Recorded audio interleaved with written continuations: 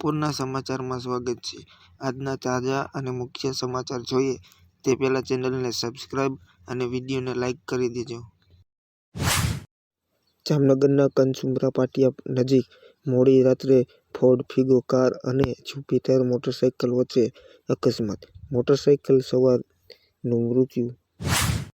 ભાવનગર માર્કેટયાર્ડમાં વ્યવસ્થા અને મેનેજમેન્ટના અભાવે રોડ પર 2 કિલોમીટર વાહનોની લાંબી કતાર લાગી છે।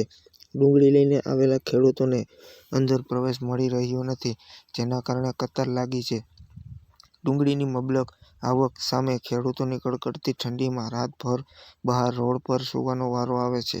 તાજેતરમાં જ ભાજપની બોડી બહુમતી સાથે ચૂંટાઈ છે, જેને ખેડૂતો માટે સુચારુ વ્યવસ્થા કરવી જોઈએ તેની ખેડૂતની માંગ ઉઠી છે।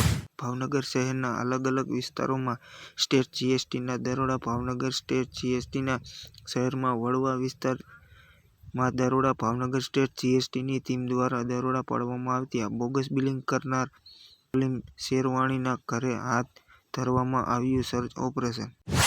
ભાવનગર રોડ પર ડિવાઈડર કુદાવી ભાગેલી ઇનોવાને પરોઢે ડ્રોન ઉઠાવી શોધતા 6.84 લાખનું અફીણ મળી।